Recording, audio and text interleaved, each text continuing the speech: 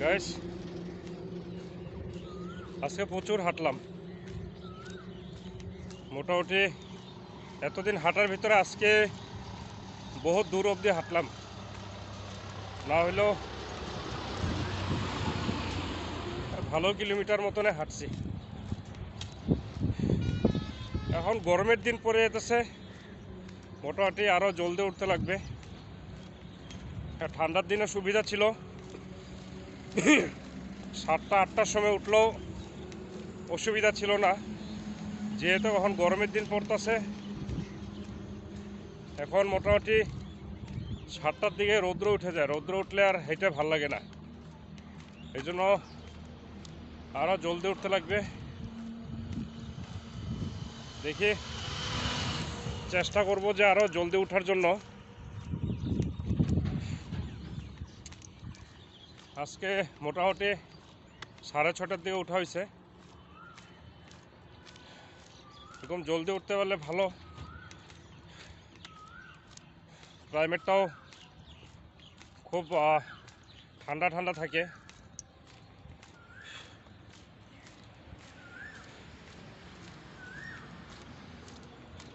ভালো দিন থেকে হাঁটতাছি, মধ্যে মধ্যে উঠা হয় না কোনো সময়। রাত্রে কাম যখন থাকে, ঘরে আস্তে আস্তে দেরি হয়, তখন উঠতে অল্প দেরি হয়।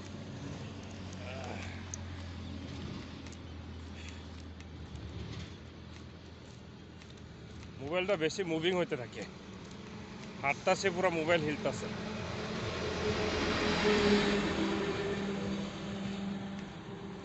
সো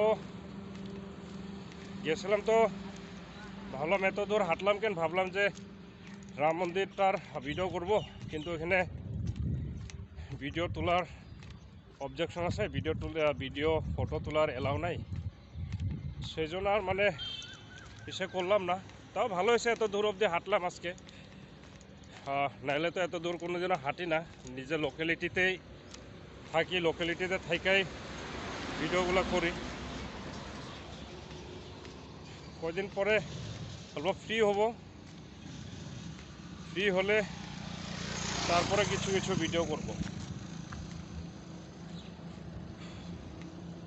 তো ফ্রি হয়নি, ফ্রি হওয়ার পরে আপনার ভালো ভালো ভিডিও করব। কিছু জায়গা সিলেকশন আছে, যদি সুযোগ পাই জায়গাগুলোতেও ভিডিও করব। নামলাম, যদি ভালো একটা ইন্টারেস্টও লাগতেছে, এরকম ভিডিও করা ভালো লাগে মনটা।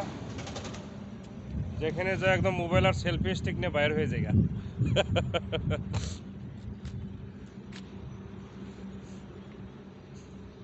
না জানে কাহা সে কাহা যা রা হো, আমি নিজেও বলতে পারতেছি না।